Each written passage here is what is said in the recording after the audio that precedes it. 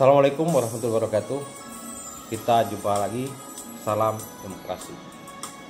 Kawan-kawan, alhamdulillah kita telah menyelesaikan proses pemilu di Provinsi Sulawesi Barat. Tentu kita tidak lupa ya, ada dua kontestasi yang telah kita lalui bersama.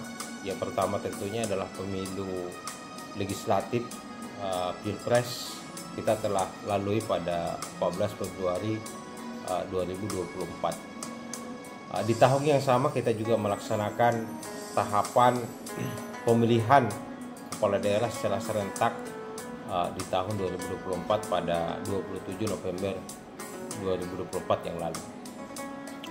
Nah, kali ini karena kita menganggap bahwa prosesnya sudah selesai, walaupun beberapa wilayah masih ada yang melakukan sengketa di MK.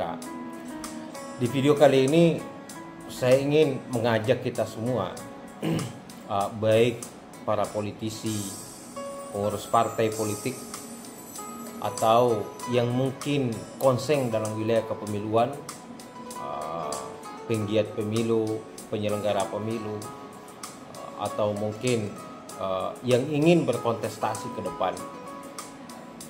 Tentu kita sudah membaca regulasi, kita sudah melihat proses ini dari tahun ke tahun. Pasca reformasi misalnya di tahun 99 kita melaksanakan pemilu, kemudian 2004 dan seterusnya. Banyak, saya yakin teman-teman, kawan-kawan, banyak ide yang muncul untuk melakukan perbaikan pemilu kita berikutnya.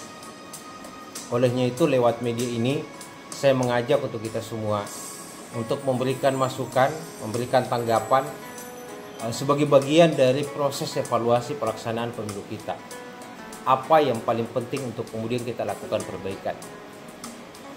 Tentu proses yang lahir dari kali ini lewat forum ini, saya berharap di kolom chat nanti teman-teman bisa memberikan pemikiran, memberikan ide untuk bagaimana masukan atau tanggapan kita selama ini dalam mengikuti kontestasi, baik itu pemilu dan pilkada.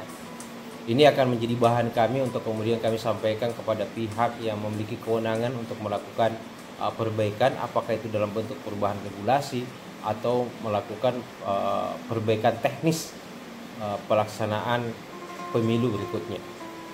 Olehnya itu, kami akan sangat senang hati apabila ada tanggapan dari kita semua.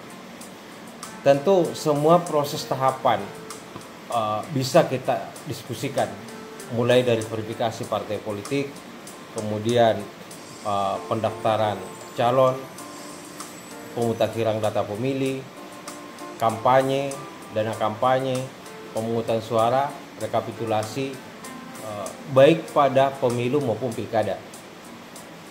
Kalau di pilkada kita bisa mendiskusikan terkait dengan adanya calon perseorangan atau calon tunggal, kotak kosong, kemudian batasan dalam pencalonan pilkada sebagaimana hasil putusan MK. Bahkan beberapa waktu yang lalu juga ada putusan MK tentang presiden threshold yang juga sudah 0%.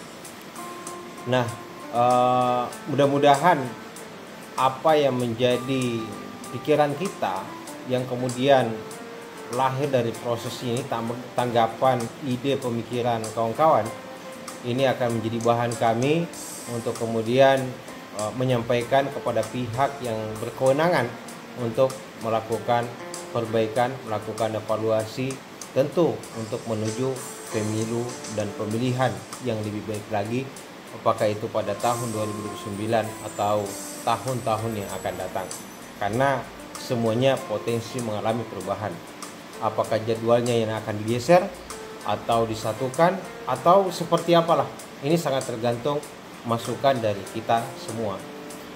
Begitu juga dengan mekanismenya, apakah itu akan dirubah secara substantif atau hanya teknis saja, ini sangat tergantung pada penentu kewenangan. Namun saya yakin dan percaya penentu kewenangan juga pun akan mendengar aspirasi kita semua.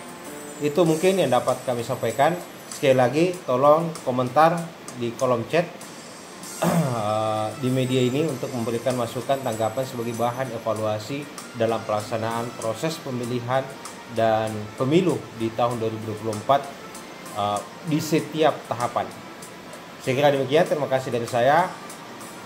Sekali lagi mohon maaf atas segala sesuatunya. Wassalamualaikum warahmatullahi wabarakatuh.